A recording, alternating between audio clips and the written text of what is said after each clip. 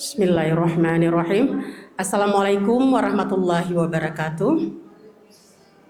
Alhamdulillahirabbil alamin. Wassalatu wassalamu ala asrafil anbiya'i wal mursalin wa ala alihi wa sahbihi ajmain. Puji dan syukur kita panjatkan kehadirat Allah Subhanahu wa taala. Selawat beserta salam kita haturkan ke pangkuan alam Nabi besar Muhammad sallallahu alaihi wasallam. Bapak dan Ibu yang kami hormati, selamat datang di Rumah Sakit Ibu Dana. Kami doakan yang sedang ikhtiar berobat, yang sedang sakit, semoga segera diangkat penyakitnya oleh Allah Subhanahu wa taala. Amin ya rabbal alamin.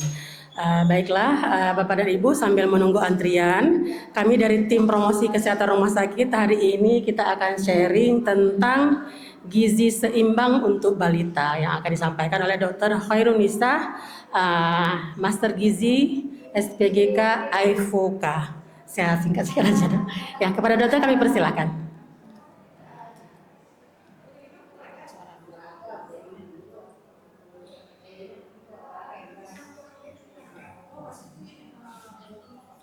Bismillahirrahmanirrahim. Assalamualaikum warahmatullahi wabarakatuh. Alhamdulillahirabbil alamin wassalatu wassalamu ala asyrafil anbiya'i wal mursalin wa ala alihi washabihi ajmain. Perkenalkan, saya Dr. Khairun Nisa, dokter spesialis gizi klinik di Rumah Sakit Ibu Ana. Hari ini saya ditugaskan untuk sharing tentang gizi seimbang untuk balita. Ini masalah di dalam siklus kehidupan kita. Jadi mulai dari konsepsi itu pembuahan sampai menjadi satu lingkaran setan kalau nggak dibereskan ya. Jadi pada masa konsepsi, yaitu masa pembuahan, ketika setelah sperma bertemu dengan sel telur, ya terjadi proses pembuahan. Kalau di sini ibu yang hamil kurang gizi, terus masuk makanannya atau dietnya tidak adekuat, nggak cukup, ya makanan yang masuk nggak cukup, ada sering terjadi infeksi di dalam kandungan, ya terus ada infeksi juga di tubuhnya, misalnya sering batuk, sering sakit, ya infeksi di darah. Terus umur kehamilannya ibunya mungkin masih muda waktu hamil, terus ada juga polusi atau kontaminasi lain yang bisa menyebabkan gangguan pertumbuhan janin. Ya, ini di sini masa konsepsi sampai dia neonatus itu bayi baru lahir. Ini kan ada 9 bulan fasenya ya di sini ya. Jadi harus kita perbaiki di sini kondisinya. Kalau nggak diperbaiki kondisinya kayak gini nih, misalnya dietnya nggak cukup, ya ada infeksi, sering sakit. Muntah terus-terusan trimester awal ya kan, karena muntah terus-terusan nggak sanggup makan. Kalau nggak sanggup makan akhirnya berat badannya turun, perkembangan anaknya nggak bagus. Akhirnya anaknya lahir dalam kondisi berat badan lahir rendah, BBLR ya, atau kurang masa kehamilan, lahir prematur atau tidak cukup bulan. Itu karena kurang gizi di dalam kandungan ya. Jadi sebenarnya kalau di sini kita putus rantainya, di sini kita perbaiki kondisinya, ini nggak terjadi. Di neonatus dia akan lahir normal, berat badannya normal sesuai masa kehamilan, ya perkembangannya bagus, lingkar kepalanya bagus. Kalau ini kondisinya karena dia kurang gizi, lingkar kepala juga akan kurang. Kalau lingkar kepala kurang, proses pembentukan organogenesis di bagian otaknya juga akan terganggu gitu ya. Makanya harus kita koreksi. Dari neonatus ke 2 tahun, 2 tahun itu usia dari setelah dia lahir, neonatus sampai usia 2 tahun. Ini periode emas ya, dari konsepsi sampai 2 tahun. Ini periode emas yang harus kita jaga betul-betul supaya anak kita tuh nggak mengalami gangguan gizi. Ya, kalau di usia 2 tahun masih tingginya kurang dari 2, tinggi dibandingkan usia kurang dari min 2 standar deviasi dari kurva WHO, berat badan nggak bagus, berat badan juga kurang dari min 2 atau kurang dari min 3. Adanya ini kurang gizi, jadi harus dikoreksi nih mulai dari masa menyusui sampai usia 2 tahun harus dikasih makanan yang cukup adekuat supaya berat badannya ketika 2 tahun atau tinggi badannya ketika 2 tahun itu normal. Kalau di sini mau tidak dikoreksi, di sini misalnya kan anaknya waktu kita terlalu cepat, biasa itu ya kita belum 6 bulan udah kasih pisang, bisa kasih anaknya nangis terus kasih terus pisang. Padahal nggak bisa karena kesiapan usia untuk MPASI itu di 6 bulan. Kesiapan usia untuk MPASI diberikan makanan pendamping ASI itu di usia 6 bulan. Nah, di sini sebelum 6 bulan udah dikasih, misalnya udah dikenalin nama makanan MPASI, pendamping ASI. Terus waktu udah jatahnya makan MPASI 6 bulan ke atas, makannya nggak cukup adekuat. Kasih nasi aja atau pisang aja itu ya, itu nggak cukup adekuat. Jadi pertumbuhannya akan terganggu. Habis itu kurang bersih, jari penyajiannya, pola hidupnya kurang bersih. Ada sering batuk pilek kalau anak, mungkin bapaknya merokok, pulang ke rumah dengan debu-debu rokok, dengan asap rokok di bajunya, buat anaknya sering batuk sampai infeksi. Jadi juga poli penyakit dalam. status gizinya nggak bagus anaknya gitu ya. Makanya ini yang harus kita jaga. Terus di usia 2 tahun sampai ke usia sekolah, ini kan ada sekitar usia berapa ya? 2 sampai usia sekolah 6 tahun, 4 tahun ya. Di usia 4 tahun, 2 sampai 4 tahun ini harus kita koreksi kalau kondisinya ini di bawah -2, tinggi badan kurang dari -2 standar deviasi, berat badan kurang dari -2 standar deviasi, harus kita koreksi dengan pemberian diet yang cukup. Kalau misalnya dari 2 tahun ke 6 tahun di usia sekolah juga nggak cukup dikoreksi, masih makan suka-suka hati, suka makan jajan aja, nasi nggak dikasih, anaknya nggak mau makan, biarin aja, dia suka jajan aja, nggak usah kasih yang lain. Nah itu bisa kurang, akhirnya berat badannya kurang gizi terus, anaknya harus tambah tinggi, ternyata nggak tambah tinggi, jadinya stunting. Anaknya harusnya tambah besar berat badannya, nggak tambah besar, jadinya gizi buruk ya.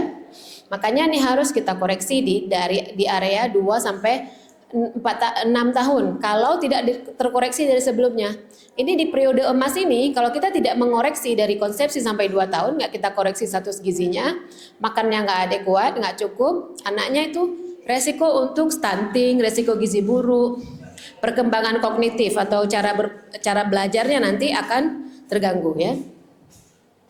Tapi di usia 2 sampai usia sekolah, ada kemungkinan anaknya gendut, ada, makan terus-terusan. Ya, makannya banyak kali. Tapi banyaknya karbohidrat, banyaknya lemak, akhirnya anaknya obesitas. Ini juga jadi satu masalah. Kalau apalagi anak perempuan ya, anak perempuan gendut, gemuk, obesitas, usia sekolah, usia berapa? 6 tahun, nanti dia di pubertas cepat. Karena gemuk kali bisa lebih cepat haid. Kan kalau usia haid itu 9 tahun lah minimal ya, bisa di bawah itu lebih cepat.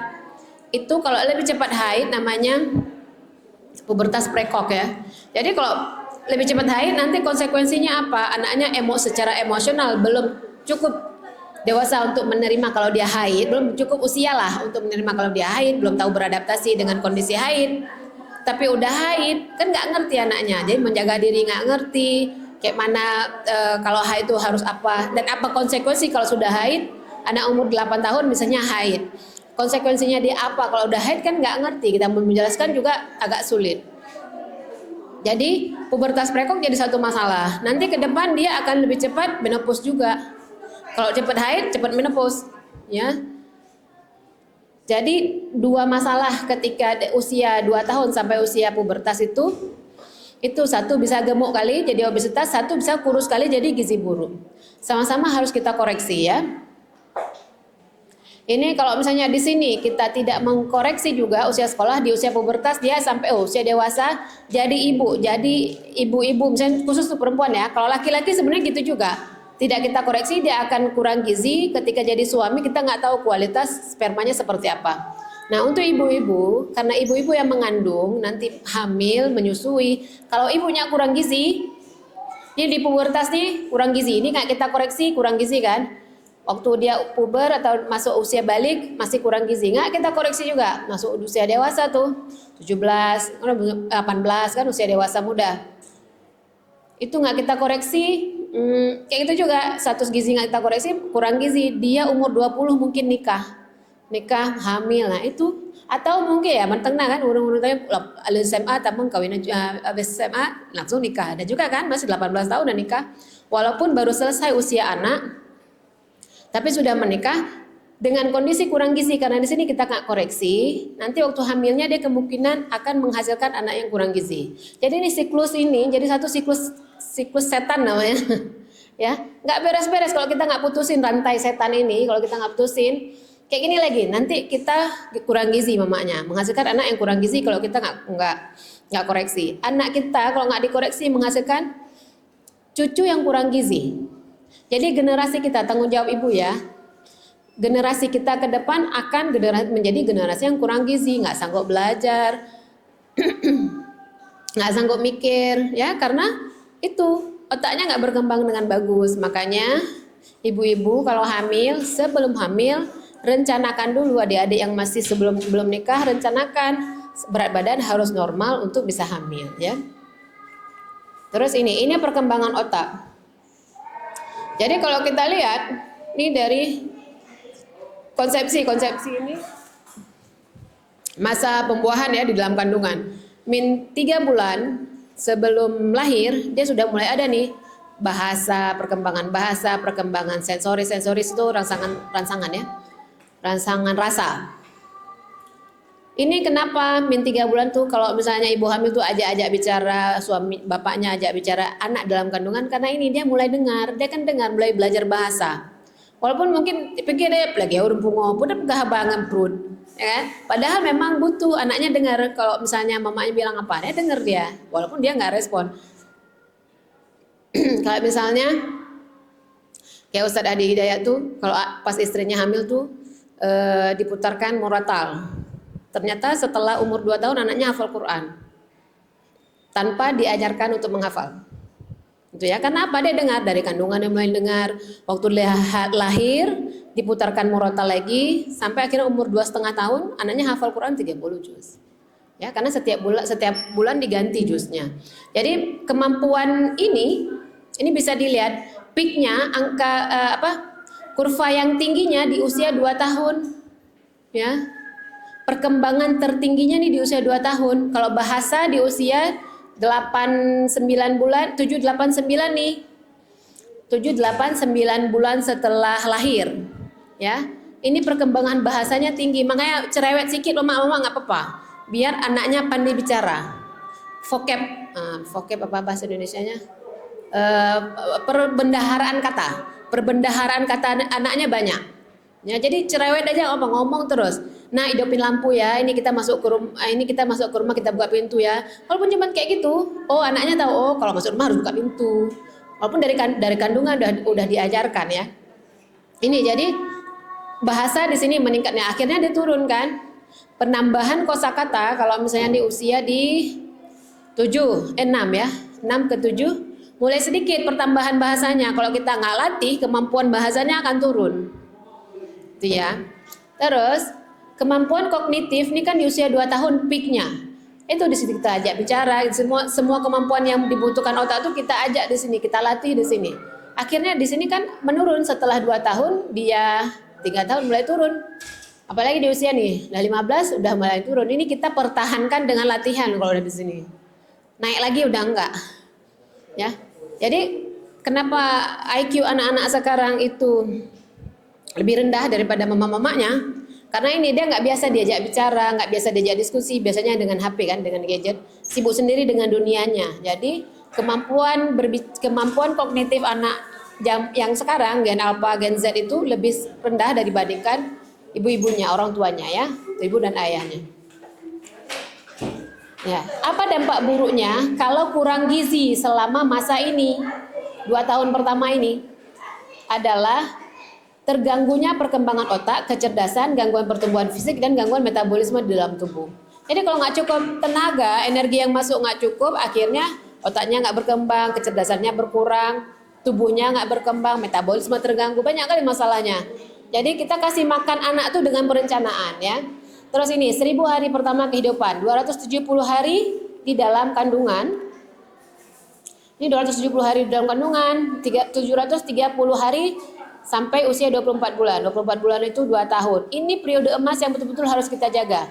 Nutrisi waktu hamil ibunya harus bagus, zat gizinya yang masuk harus bagus, naik berat badannya harus bagus, ibunya naik berat badan janinnya juga harus bagus. Karena ada kondisi-kondisi mamanya mungkin nggak terlalu naik berat badan tapi naiknya ke anaknya, itu nggak apa-apa ya. Tapi ada kondisi mamanya naik terus-terusan, anaknya nggak naik-naik, itu masalah ya. Ada juga naiknya sedikit, berat badan mamanya sedikit, malas naik berat badan, anak makin turun berat badannya, itu masalah kali itu ya. itu sangat bermasalah. Jadi gangguan pertumbuhan pada anak kemungkinan besar di kondisi ibunya tidak bertambah berat badan. Apa yang dilakukan pada 1000 hari pertama kehidupan? Ya, pada masa kehamilan, konsepsi, persiapan sebelum hamil nih. Pasangan usia subur, suami dan istri dipersiapkan untuk menjadi orang tua, ya. Jadi kita harus edukasi, lakukan pemeriksaan kesehatan, diedukasi bagaimana status gizi untuk bisa hamil. Laki-laki juga akan berpengaruh, dia kalau kurang gizi kemungkinan spermanya juga kurang bagus. Atau obesitas kegemukan juga kayak itu, kemungkinan spermanya jadi kurang bagus. Jadi konsepsinya akan terganggu, ya. Asupan gizi jadi harus baik kedua pasangan. Jadi kalau ibu-ibu yang udah punya anak yang akan menikah, baik kawin-kawin menteng tapi hana perencanaan, edukasikan. Gak bisa lagi sekarang kayak zaman dulu. Anak udah masuk waktu menikah, kawinin aja. Gak bisa kayak itu. Apalagi zaman sekarang ya, laki-laki harus kita ajarkan apa tanggung jawabnya, bagaimana dia memimpin itu harus diverbalkan, harus dibilang. Anak Gen Z, anak Gen Alpha sekarangnya nampung. Ya, yang kayak itu nggak ngerti dia, kita harus verbalkan. Betul-betul harus kita persiapkan bagaimana menjadi suami dan istri, ya. Sama juga ke istri juga, calon istri juga harus diajarkan apa tanggung jawabnya jadi istri. Kalau jadi ibu nanti kayak mana, hamil dia kayak mana, itu harus kita ajarkan. Makanya kita sebagai orang tua tuh harus belajar, nanti bisa ngajarin ke anak-anak, ya. Terus di masa kehamilan, apa yang harus dilakukan? Pemeriksaan kehamilan ke dokter kandungan setidaknya minimal 4 kali selama fase kehamilan. 1 kali di trimester 1, 1 kali di trimester 2, dan 2 kali di trimester 3. Harus diperiksakan ke dokter kandungan. Terus diberikan tablet penambah darah dan asam folat, dan diberikan imunisasi tetanus toksoid. Menuju ke poli penyakit dalam. Di masa persalinan dan menyusui juga harus kita berikan edukasi persalinannya di tenaga kesehatan. Menyusui harus dilakukan 6 bulan pertama ASI eksklusif, 6 bulan selanjutnya sampai usia 2 tahun. ASI itu sudah tidak mencukupi kebutuhan anak, jadi harus diberikan MPASI. Terus nutrisi selama menyusui harus tercukupi. Untuk bayi dan balitanya 14 menuju ke poli penyakit dalam. Untuk bayi ketika lahir harus diberikan inisiasi menyusui dini. Jadi kalau ini nanti di ruang bersalin, kalau misalnya lahir normal, habis lahir langsung ditaruh di dada ibunya untuk bayinya mencari puting ASI. Kalau di ruang OK, di kamar operasi, misalnya operasi 16 menuju ke poli penyakit dalam. Misalnya operasi sesar juga kayak gitu, bidan atau dokter obginnya nanti melakukan inisiasi dini, inisiasi menyusui dini untuk ditaruh ke dada ibunya. Terus kasih ASI eksklusif selama 6 bulan, mulai MPASI setelah 6 bulan, lalu diberikan tablet vitamin A dan tablet obat cacing. Obat cacing bukan cuma dari waktu bayi ya, sampai umur anak lah, 18 tahun tetap 6 bulan sekali ada programnya dari pemerintah untuk diberikan obat cacing supaya nggak cacingan. Kalau cacingan nanti bisa gizi buruk anaknya, ya. Terus pemantauan kesehatan dan tumbuh kembang pakai KMS atau kartu kembang anak, ya. Ini kebutuhan energi bisa kita lihat ya, anak yang 0 hari nilainya ini masih 0 hari kan belum banyak ada kebutuhan energinya, ya. Jadi jangan takut kalau anak baru lahir belum dapat ASI, nggak apa-apa. 2 hari nggak apa-apa dia nggak ada ASI, karena kan maksudnya belum dapat ASI banyak. Nggak apa-apa karena kebutuhannya belum terlalu banyak. Jadi mama jangan, ibu-ibu baru jangan takut kalau misalnya habis melahirkan belum ada ASI. Nanti diusahakan terus dibuat anaknya menghisap terus supaya ASI-nya keluar. Terus pada usia 6 bulan ini udah 100 kalori per hari, jadi nggak banyak nih. 100 kalori itu masih tercukupi dari ASI.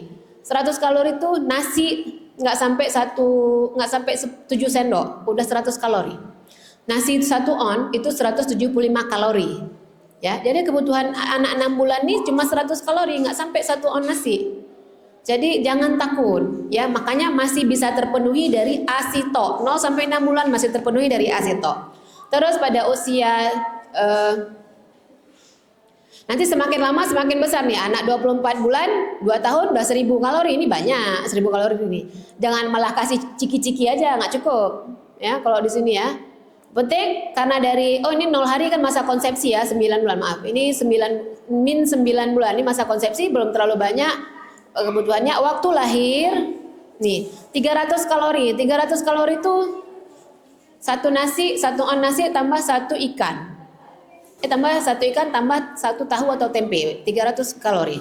Jadi nggak banyak nih kalau 300 kalori, apalagi ini kita kasih ASI pasti cukup. Ya, ini bisa dari ibu hamil bisa dipenuhi dengan mencukupi nutrisi mamanya. Kalau di sini 6 bulan, pertama ASI-nya aja, mamanya yang makan harus bagus. Ya, di usia sampai 2 tahun selain ASI, mamanya yang harus kita perbaiki energinya. Juga udah mulai dengan MPASI yang kita pilih ya. Ini rekomendasi untuk kenaikan berat badan ibu-ibu yang hamil.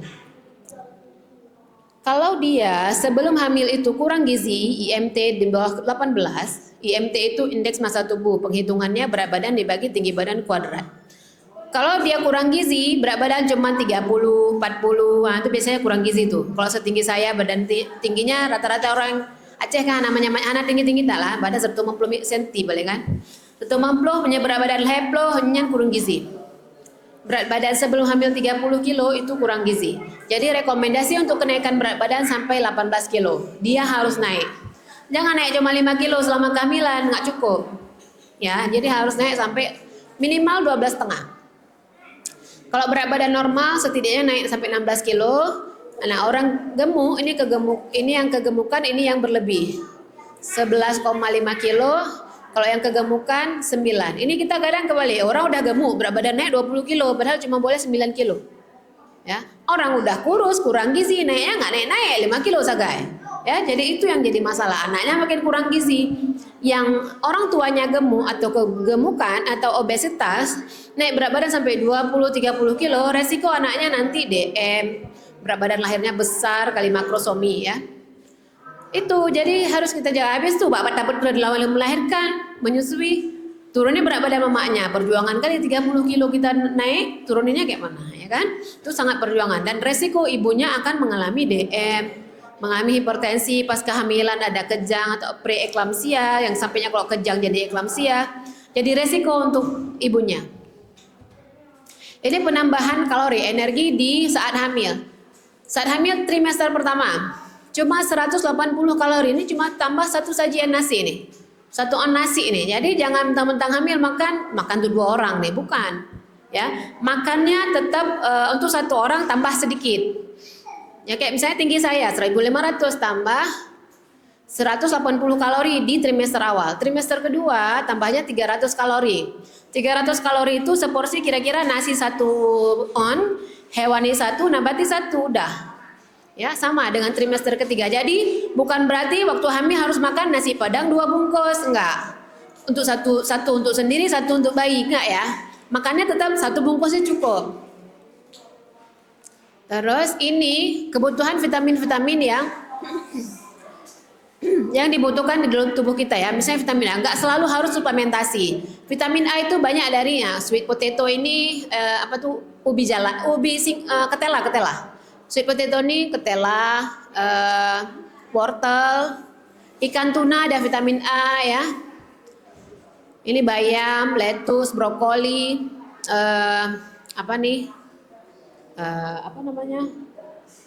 paprika ya. Red bell peppers itu paprika. Grapefruit ini bohgiri. Ya, bohgiri bahasa jeruk Bali. Bahasa Indonesianya jeruk Bali. Ya, ini sumber vitamin B6, B9, B12. 17 menuju ke poli penyakit dalam. Nah, vitamin B ini untuk saraf, untuk metabolisme dan untuk saraf. Ini bahan makanan sumbernya ya. Ada kecil tulisannya. Ini daging, kacang-kacangan, pistachio, ayam ya, alpukat. Ini semua ada di kita kan. Ini tuna kan ada, alpukat ada. Ini kacang edamame banyak beredar, asparagus, brokoli, semuanya ini telur untuk B12. Semuanya bahan makanan sumber yang ada di kita, yang pasaran ya, tofu ini, tahu. Semua ada di kita. Jadi sebenarnya kalau sanggup makan nggak mungkin kurang gizi ya. Terus ini kalsium, ibu-ibu juga harus makan kalsium, apalagi hamil. Kita menyumbangkan kalsium, nanti pas sudah tua kalsium berkurang, kalau nggak ditambah akhirnya nggak boleh jatuh. Kalau jatuh fraktur atau patah. Jadi ada saya lihat ibu-ibu yang udah usia tua, kalsiumnya harus cukup supaya nggak patah waktu jatuh. Jadi bahan makanan sumber kalsium tuh ini tahu, yogurt ya, bayam, okra nih apa ya? Bukan, hah? Trumpandi namanya ya. Oh. Apa lagi nih? Kacang-kacangan ya, susu ini sumber kalsium. Ikan teri itu sumber kalsium juga. Ya. Terus ini zinc juga untuk antioksidan. Ini zat besi. Orang perempuan rawan untuk anemia, kekurangan zat besi. Jadi anemia karena zat besinya yang kurang. Ini makan nih ayam dari apa nih, hati. Ini kita nggak makan ya. Pork ini babi, daging sapi ya. Ini bahan makanan sumber zat besi. Jadi bisa makan. Kalau lagi hamil boleh makan hati, makan aja. Bukan makan hati sendiri tapi hati ayam. Ya, makan hati sendiri sakit hati nanti. Ini manfaat protein ya, yang harus dimakan. Yang pertama untuk meningkatkan massa otot. Jadi kalau mau makan banyak, besarin otot. Itu energinya akan besar, energi yang dibutuhkan akan besar. Jadi akan meningkat dengan cara selain latihan, makan dulu protein yang cukup, baru kita latihan supaya ototnya besar. Dengan otot besar bisa makan lebih banyak. Jangan besarin lemak. Kalau besarin lemak nggak bisa makan banyak, makin besar lemaknya nanti yang ada. Makin gendut ya. Terus bisa mengurangi rasa lapar. Jadi kalau mau turunin berat badan, makan proteinnya banyak, laparnya kurang. Nggak pengen makan jadinya karena kenyang terus. Protein ini mengenyangkan dia. Terus meningkatkan kekuatan. Ya, karena ototnya besar, kekuatan udah pasti lebih besar. Untuk pertumbuhan, kalau untuk anak mau dari janin lah, janin dari dalam kandungan, makanya ibunya di force atau diedukasi untuk makan banyak protein. Supaya pertumbuhan anaknya, pertumbuhan janinnya bagus. Masalahnya kalau di Aceh nih, makan protein tuh kecil, ikan tuh kecil kali ukuran yang dimakan. Anak galak jongkok Acehnya, karena mungkin prinsip dulu ya, beli dah jongkok meglang.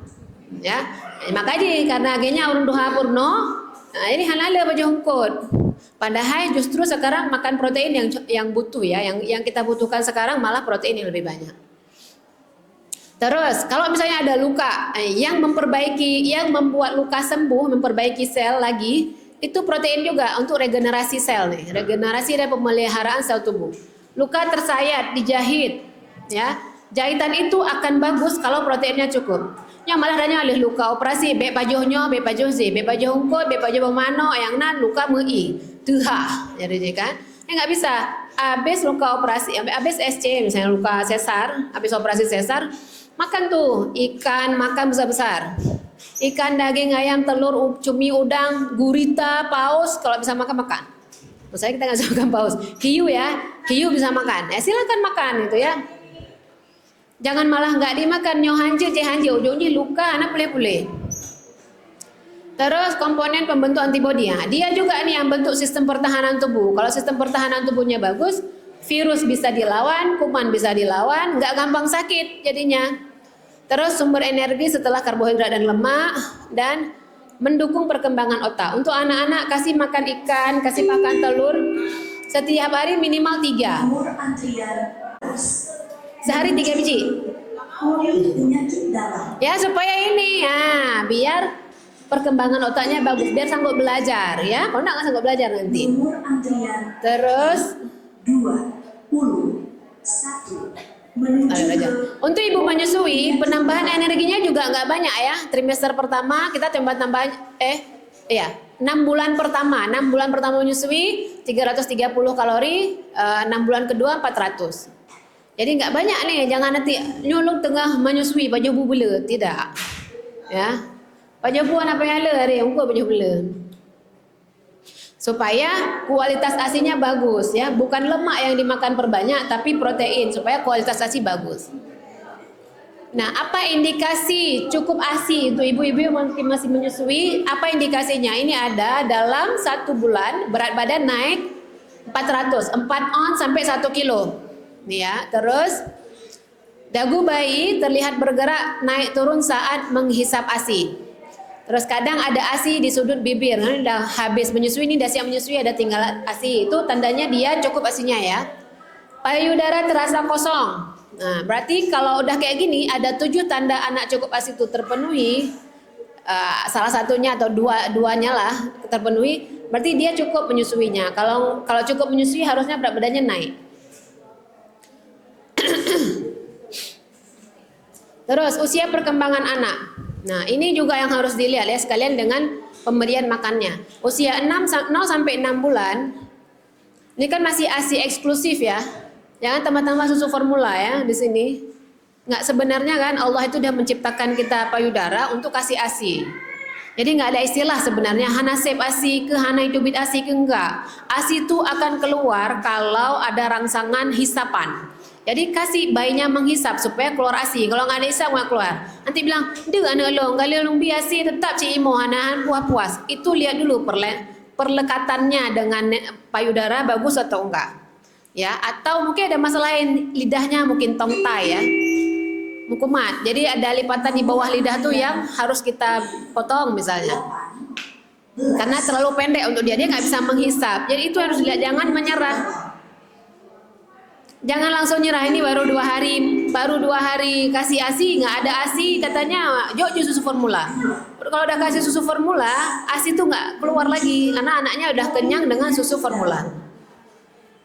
Jadi ibu-ibu 6 bulan menyusui jangan menyerah dengan gampang untuk merelakan diri kasih susu formula aja untuk anak ya, sayang anaknya.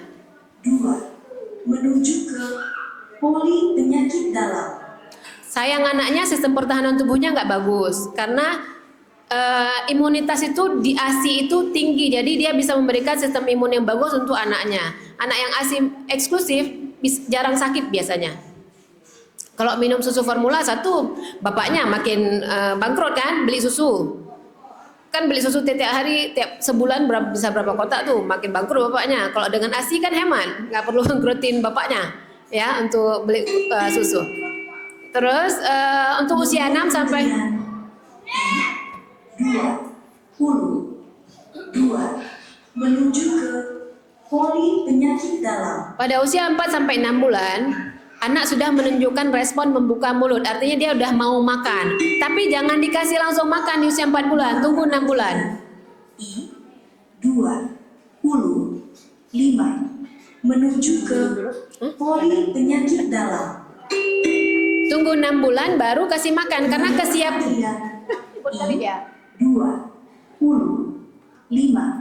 menuju ke poli penyakit dalam. Nah, umur 6 bulan baru saluran cerna siap untuk dimasukkan makanan selain ASI.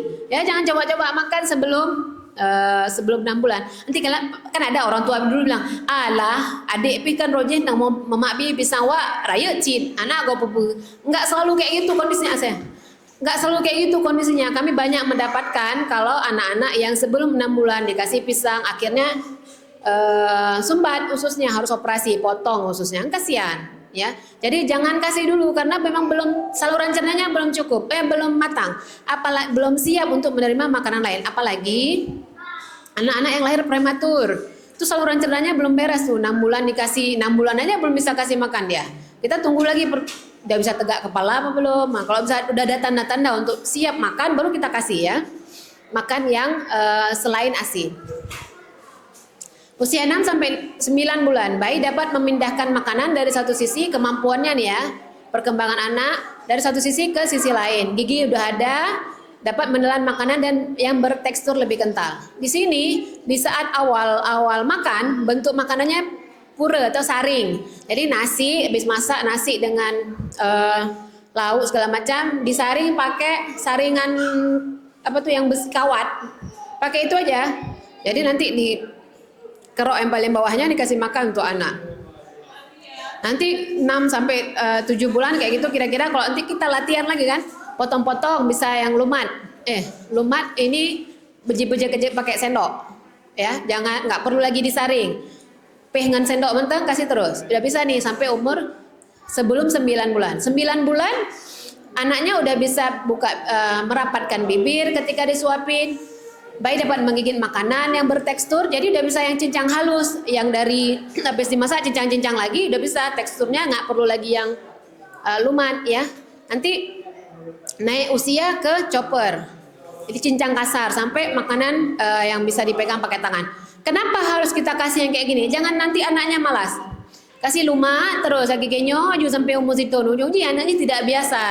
Gigi nggak terangsang untuk keluar, nggak biasa menggigit, nggak terangsang untuk keluar, sama tangan nggak ada, sensoris tangannya tuh nggak terangsang untuk dia bekerja, karena nggak dikasih finger food, nggak dikasih makanan yang bisa dipegang pakai tangan, nggak dikasih, jadi nggak terangsang, nggak bekerja sensorisnya.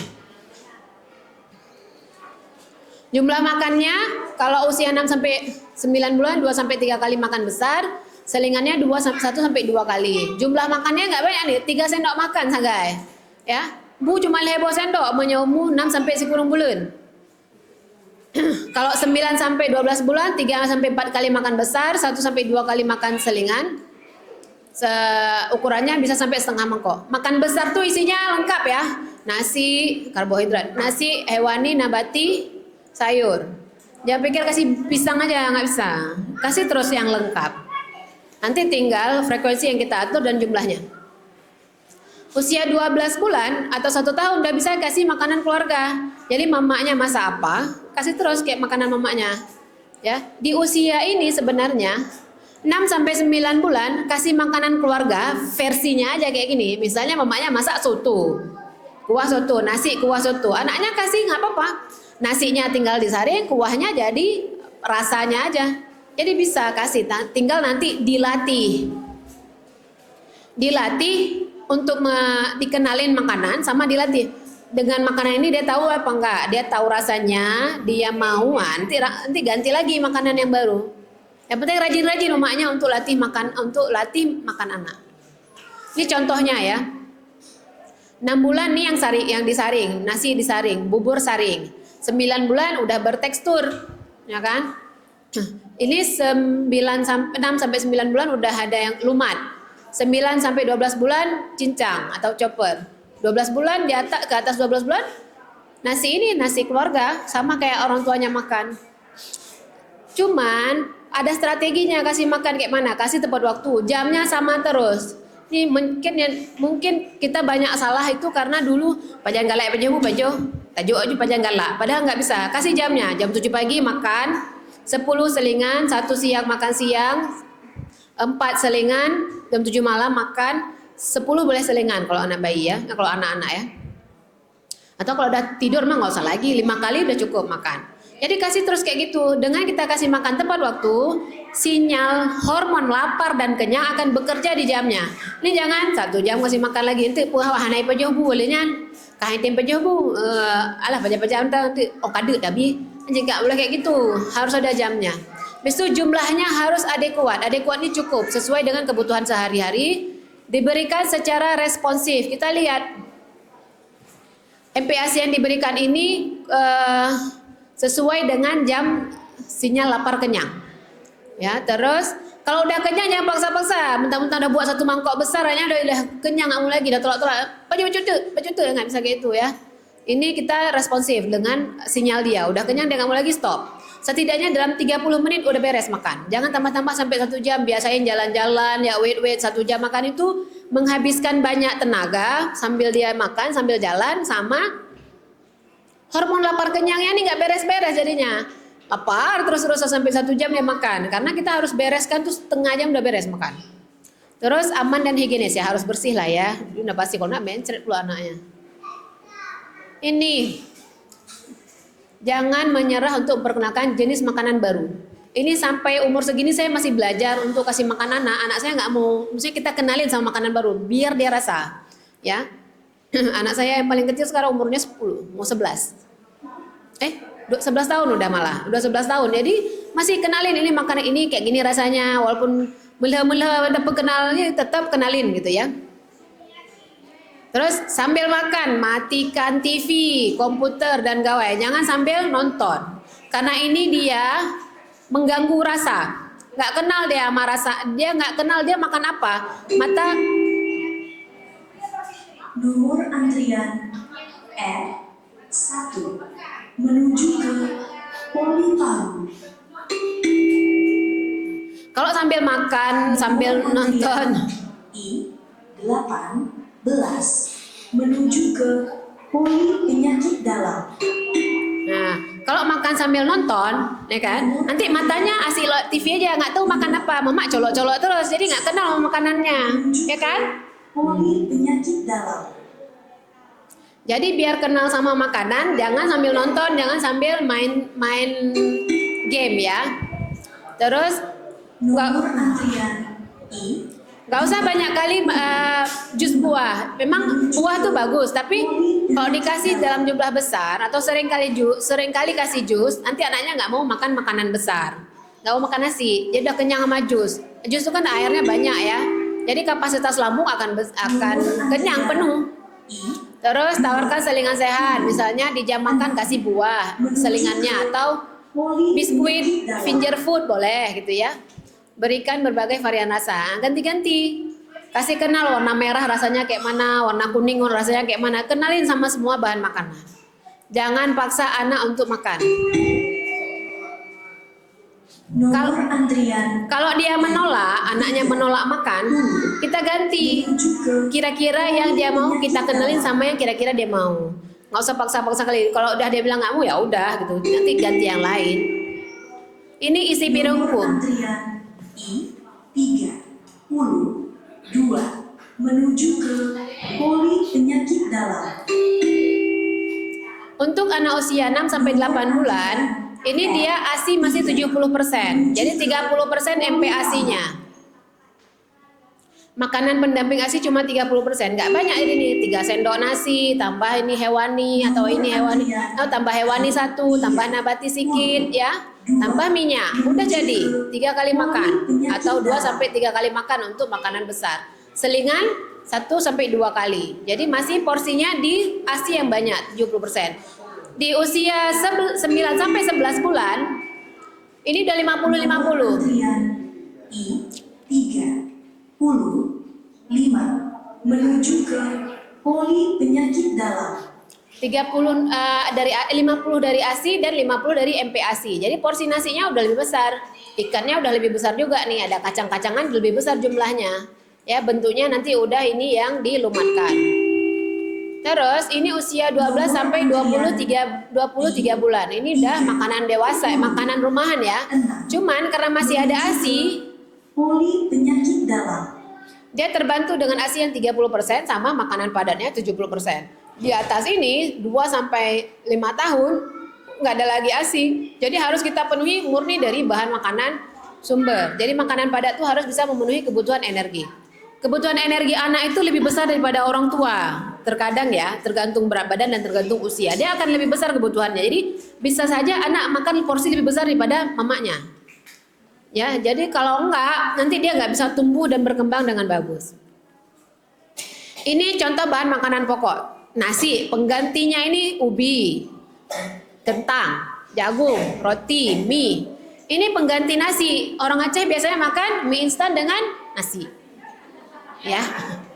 1 saboh bungkus mie instan tambah 1 bungkus nasi, ya. Gendut akhirnya, ya, gemuk. Gak kayak gitu dia, kita punya standarnya. Kalau mau makan mie dengan nasi berarti setengah mie, setengah nasi, jangan satu-satu porsi ya. Kalau jatah makan kayak saya cuma 153 cm, makan nasi cuma boleh 7 sendok. 7 sendok nasi, kalau mau makan pakai mie berarti 3 sendok nasi, 4 sendok mie. Jadi jangan 1 bungkus mie, 1 bungkus nasi, kelebihan ya. Namanya juga pengganti. Kalau udah makan orang Aceh sering kentang tuh namanya sayur, padahal tuh masuknya ke dalam nasi ya, segolongan sama nasi karena karbohidrat. Di sop itu kan ada kentang. Kalau udah makan kentang banyak, usah makan nasi lagi. Terus lauk hewani. Lauk hewani ada ini ayam ya, ayam, daging, ikan. Ini ikan juga apa cumi nih? Cumi, daging. Ini daging bisa sapi, bisa kambing ya, telur. Ada udang lagi, banyak nih ya. Kalau varian hewan itu banyak. Gurita boleh makan.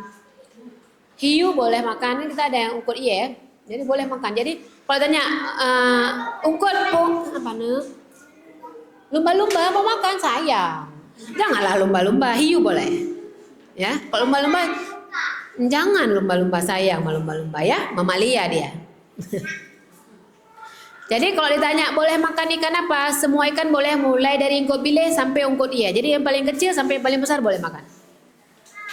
Nabati itu ada tahu tempe, ini tempe, tahu ini tahu, kacang-kacangan satu lagi. Itu masuk dalam golongan nabati. Kacang-kacangan, kacang tanah sampai kacang almond. Semua boleh makan. Sayur dan buah ini makanan pokok sumber karbohidrat. Ini hewani nabati sumber protein. Untuk besarin otot nih dia makan. Sama susu satu lagi ya. Terus sayur dan buah ini sumber vitamin, mineral dan serat. Setiap warna ada manfaatnya. Jadi variasikan warna sayur dan buah untuk dapat antioksidan yang beda-beda. Jangan makan hijau terus-terusan. Sibulin punah, bajo, bayam, onubi, onrumpun, hijau-hijau. Ya, benai warna kuning, ada wortel, ada terong yang ungu karena antioksidannya beda-beda. Nanti makan buah jangan jeruk, titip urut Tuhan. Ada yang lain kan? Ada anggur dapat resveratrol. Pada penelitian orang non Muslim ya, mereka boleh minum wine. Wine itu anggur, air anggur yang memabukkan itu ya. Wine itu 2 sloki per hari untuk menjaga jantung. Karena dia ada antioksidan untuk jantung. Mentanya orang Muslim kan hajat apa jo? Hajat tajib. Kita makan apa? Biji anggur dikunyah. Ya. Jadi orang Muslim biar dapat efek dari resveratrol di wine, di anggur, kita bisa kunyah biji anggurnya. Jadi jangan buang atau jangan telan terus, nggak keluar resveratrol. Jadi kunyah dulu baru ditelan. Bagus untuk jantung ya. Terus warnanya kan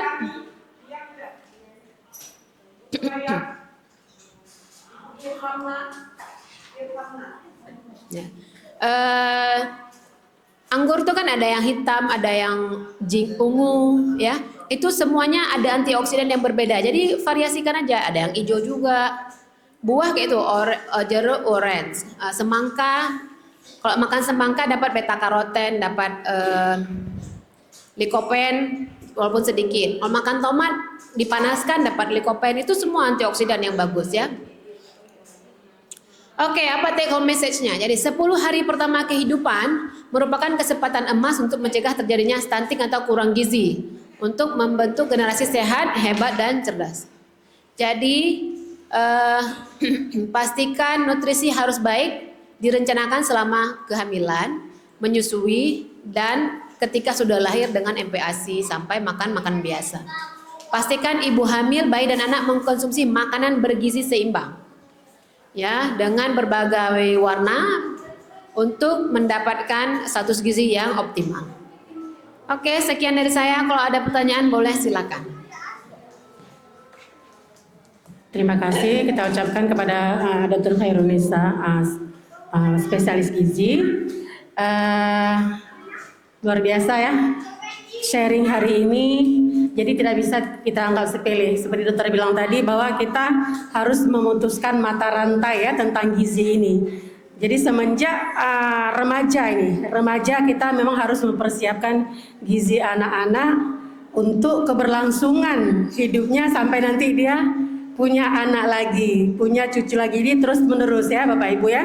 Nah, untuk topik kali ini barangkali Bapak Ibu ada yang mau ditanyakan, silahkan. Untuk 2 pertanyaan saja, karena dokter juga harus melayani pasien. Silakan Bapak Ibu, jangan disia-siakan kesempatan emasnya. Sudah pas? Baik. Ya, karena tidak ada yang bertanya, sebenarnya rugi nih dok nggak bertanya ya. Kalau biasanya mau konsul dengan dokter, daftar dulu di depan. Ini hari ini boleh langsung bertanya. Tapi oke, mungkin sudah cukup yang disampaikan dokter tadi. Kita cukupkan acara kita. Mudah-mudahan apa yang disampaikan dokter ada manfaatnya. Lebih dan kurang kami mohon maaf. Wabillahi taufiq wal hidayah. Wassalamualaikum warahmatullahi wabarakatuh.